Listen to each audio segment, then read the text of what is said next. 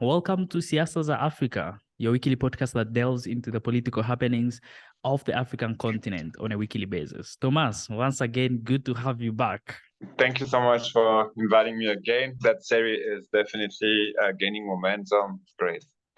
A lot has been going on in Kenya, and it seems like things are getting out of hand.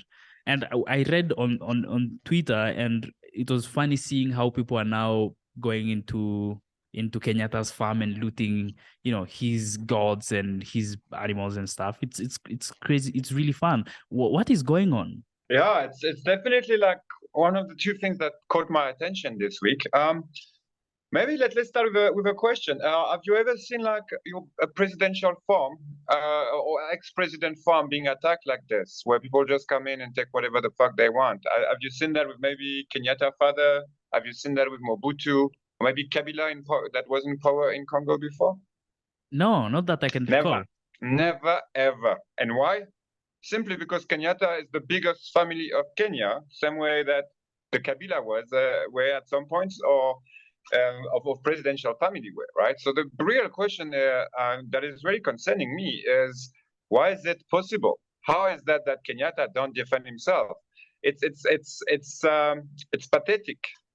It's a bit sad to imagine that the current president can give like 20 euros, $20 to anyone that pass by, and those guys goes and attack the presidential farm. So my big question is, what does it mean for our politics? What does it mean for our politics that when a president do his mandate according to the law, right, finish his mandate according to the law, go and retires to have a normal civilian life, his property can be attacked like this, and no policeman, no army will protect him, right? So if the army and the state is not protecting the previous president, who's going to do it?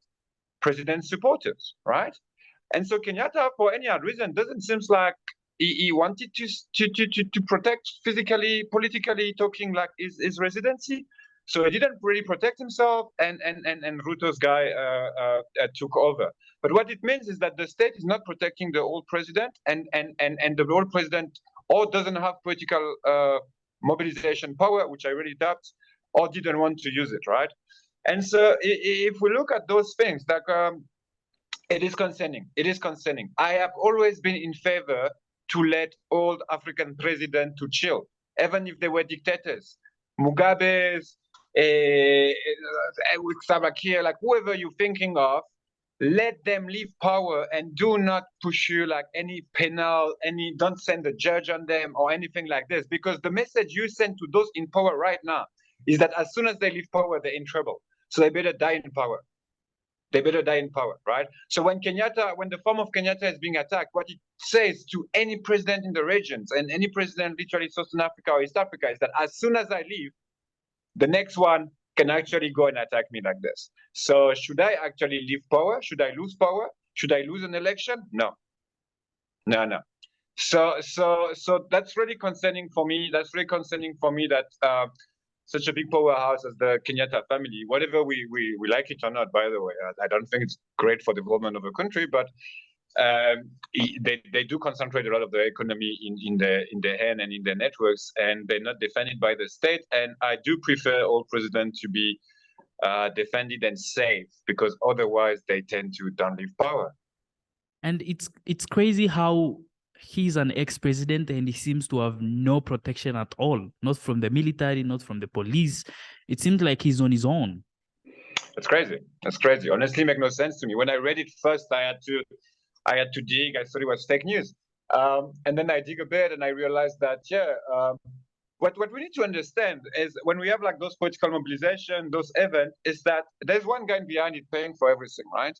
And it's quite cheap. It is quite cheap to recruit people in Kenya, in Uganda, or in Rwanda right now and tell them, hey, go and do A, B, C, D, right? For $20, a lot of people would end up like doing it for sure, especially go and attack a farm, right? Why do they go and they attack a farm? It's because they know there will be no resistance. They know the state is not going to send his own soldiers to protect the old president. And I'm not in favor of Kenyatta more than Ruto or Odinga. I'm not Kenyan myself, right? So I let that for Kenyan to decide, but I know that when the ex-president is attacked like this, it means the current president have less chance to move out of power. I know that really well. So speaking about elections and president and power, we have seen a smooth transition of power between Kenyatta and William Ruto, and now we are seeing riots. And we are expecting to see elections in the Congo this year. What should we expect, and how is Tshisekedi prepared? For President Tshisekedi, next year elections are important, right? Remember, like getting elected in Congo means that getting elected in the second biggest African countries in terms of size. And what does it mean for elections? What does it mean is that there's a lot of different like linguistic group in Congo. So someone from a province in the southwest will not speak at all the same language that someone in the central province or someone in the southern provinces, right? So President Tshisekedi knows that really well, and he just organized a new government. He made a new government in which he brings the leader of those regions within his government, right? However, those leaders have a long history of politics in Congo themselves, and one of them, Jean-Pierre Bemba, was a rebel. He was a rebel, and now he's becoming the Minister of Defense, right? Congolese are quite happy about it. To be honest, I was surprised about that. Yeah, I also thought like, what was going on, you know? But the truth is, he's not any rebel. He's a rebel that's been to the International Criminal Court. So when he came back to DRC, a lot of DRC people consider him something similar to Mandela because he didn't get in jail that side. The judge like couldn't find evidence against the crime against humanity that he did in Congo in the 90s. But I just want to to catch back a bit. We have a rebel of the 90s that entering government right now in Congo in order to fight other rebel groups in the east. Do you see the cycle? And that cycle, that patterns continue. We are reliving the 90s right now in Congo. And that patterns continue because this week we have heard that the Ugandans and the South Sudanese army are going to redeploy themselves in East Africa for the East African Community Forces, and that Angola is sending 500 troops because the last negotiation failed, and he has backed up. He has backed up in the peace agreement. They said no, we're sending people if we don't manage to get peace by diplomacy. So right now there's more and more and more army getting in Congo, exactly like in the 90s, and the president is even recruiting rebels from the 90s to enter his government so he can fight back the current rebel groups. So we have a repeat of history, and I think it's really important our listeners understand this part. Our listeners need to understand that the Congolese war that happened in the 1990s, following the genocide between the Hutu and the Tutsi, has not finished. It is not done. And so we are fronting a war of 25 years right now. That's what we're talking about. We're talking about the war in Congo, where literally the Congolese territory, as we speak, is occupied by foreign army, and rebels can become ministers in order to bring their skill to the table and find solutions. So Tshisekedi's situation is interesting. Most people observing the situations have little doubt that he will be re-elected for a second mandate. He has a lot of cards to play to get re-elected. The question will be, will he not sort out the situation? It's Renatus. It's like, I don't know, like you from Tanzania, right? Have you seen like foreign army coming to Tanzania to sort out Tanzanian issue? No. There were no Kenyan army when you guys decided to shut down like the Sultana of Zanzibar to become Tanganyika. There were no foreign army when the multipartism like was established, or there were no foreign army. So it's really interesting to see that foreign army are still present in DRC. Called by the government called for an army to fight for them. But what it means is really that the Congolese army is not so efficient, is not so great. How can we have such a big country and an army that can't defend its territory? Then you ask yourself, what does sovereignty mean? What does sovereignty mean for Congo, occupied by foreign army since more than 20 years and unable to collect revenue from its own resources? What does it mean? What does it mean? So speaking about sovereignty, President Ibrahim Traore of Burkina Faso has affirmed his sovereignty by kicking out France 24 out of the country, which means that he wants the people to have more control of the news, and he wants to ensure that Burkina Faso has free journalism. But are we gonna be expecting a lot of free journalism happening in the country without having journalists being imprisoned or killed? Listen, that's the second big area of conflict in the continent, the Sahel region, right? So a lot have happened in the Sahel region this week, and it is really important for us that we understand what's happening in the Sahel region, because it's the second main source of instability after what's happening in the east of Congo. So it should be a Pan-African agenda to understand those things and try to sort them out. For President Traore, things are clear. He's not against France. The same way Sankara didn't say explicitly, and I know people in comments are often mad about that, but Sankara met with French president and told them, guys, give us A, B, C, D, and we're cool. But if you don't give us A, B, C, D, don't expect us to be cool with you. So a lot of people think it's an anti-French move when it's actually not. It is for the sovereignty of the country, and the president have explained it clearly. There's no need to get foreign media in our country right now, right? The French have applied that for Russia. Russia used to have a channel in France before the invasion of Ukraine, and as soon as Russia invaded Ukraine, they said, no, we don't want disinformations about it, right?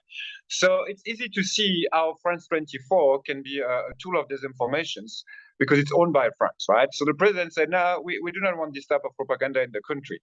So I think that's a really good thing. It's good. They have done that with the French radio as well, called Radio France Internationale, a few weeks ago. So now the influence of French media in Burkina Faso are really lower down and lower down. So I think that's a good thing for the sovereignty of the country. However, and this is very important, we also need to understand that if journalists from France 24 leaves, it means we have less. There would be less information, less journalists to actually investigate, have the capacity to investigate what's going on in the country, right?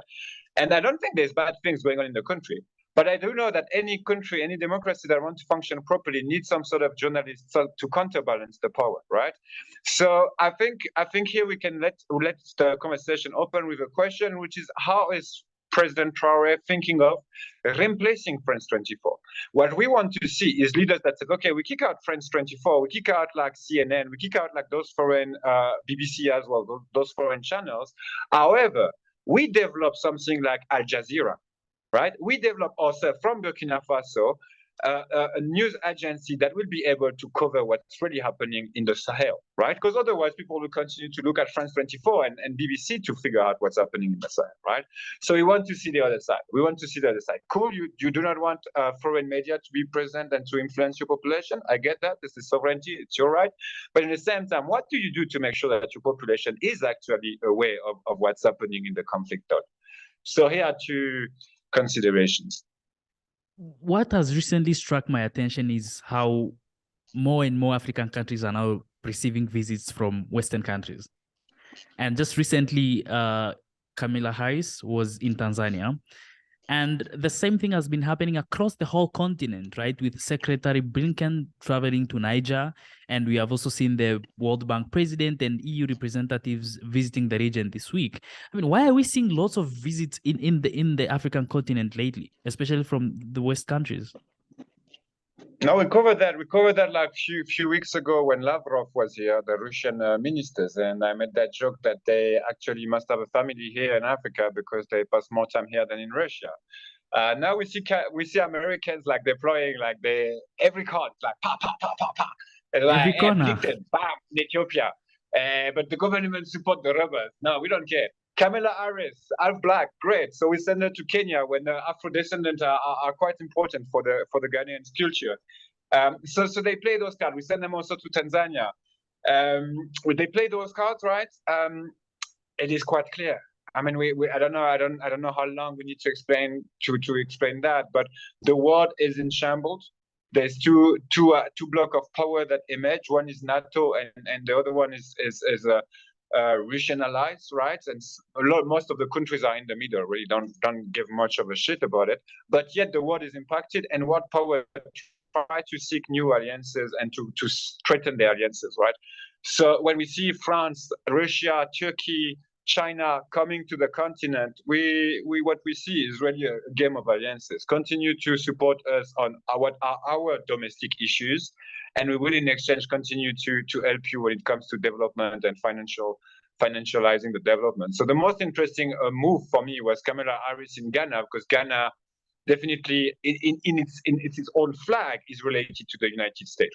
So the Americans, Europeans, everyone is kind of interested, and Ghana is particularly an interesting country. I think there's two key countries right now: it's Ghana and Niger, because those countries have not yet fall out of their, let's say, original alliances, right? So Ghanaian president have not called the Russians, has not called the Russian. He has also welcomed Emmanuel Macron a few years ago.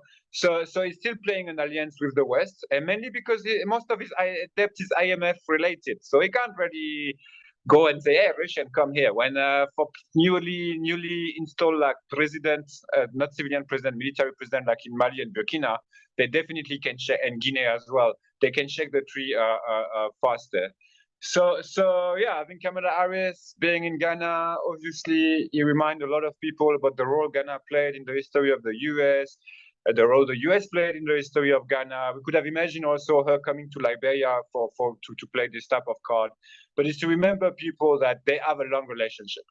Ghana in their own star. There's the black star of the Ghanaian flag is literally coming out of a Marcus Garvey own boat to bring back slave to African slave to the African continent, right? So there's that connection, there's that strong connection, and the Americans are interested into strengthening it at the moment where Russia is taking really, really powerful move in both Burkina Faso and Mali. And if I can add on this, because that's the other news of the week that I think is related, is the IMF and World Bank like president are traveling in Africa, and a lot of people went to Niger. The European Union have sent like their high representative in Niger, and same for the World Bank. And I think that's really important that we see also this is the other country that is really important right now. Niger protect Nigeria. Let's be clear. When if you lose Nigeria, then you're straight in Nigeria, so it's a problem. So a lot of country right now think that Nigeria have two critical geopolitical important points. The first one, it has a lot of uranium, which is important for atomic bomb and nuclear, civil nuclear electricity production for the French. So Niger produces a lot of the French electricity.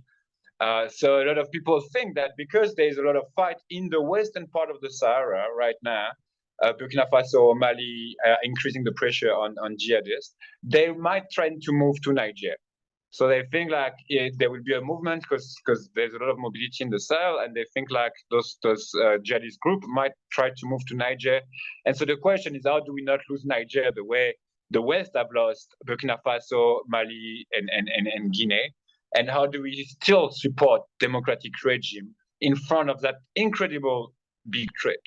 And then the visit of Kamala Harris and the World Bank leaders in those two countries shows how important is that agenda. I don't want to make it too long, but just think about it when it comes to how the Europeans are trying to protect themselves in Ukraine against the Russian, right? So they send weapons there, so the Russians don't come further. Think about it in terms of the Sahel, right? The Islamic State have managed to shut down 3 countries in the space of 6 months when they started. Here we have the same situation. We have situations where a new country could emerge within the Sahel, and this country, if he has like more than 250 kilometers weapons, which is not so complicated to find, both Ukrainians and Russians have it, for instance, then he can attack Europe. And think about the Americans. Remember how the Americans were crazy when the Soviets said we're gonna put missile in Cuba. They were like, nah, we go world war. We don't care. We go and we destroy the world. But that's not gonna happen. So imagine now the European in the same situation with Sahel, where they know that if a power install himself in Sahel, he will have the capacity to strike in Europe, and that's their main concern. An Islamic State in the Sahel will not serve the interests of European Union. And seems like we should be expecting more visits from the West and from Russia and from everywhere else really in the world. It's like they're just getting started. Yeah, they're definitely coming to say hi. They're definitely coming to say hi. It's time to negotiate. It is time to negotiate. So my political analysis of it is that it's not the time to be like all hey, we hate the West, we need to be autonomous and all of this. Yeah, cool, autonomous and sovereignty, great. But that's the moment to remind them what it means for you to be sovereign. So yes, you're helping the US in the war, or you support NATO, or you don't vote against Russia, or whatever the story might be. But in exchange of that, you get one bridge, you get one hospital, you get like a new budget for a university. I don't care, but get something out of it, because right now they all like begging. That's for sure. Yeah, That's for sure. true. That's true. But it is concerning. It is definitely concerning. I have to say, just for the sake of that video, that I am concerned about how much Russians' secret service are using fake news on the African continent and all around the world.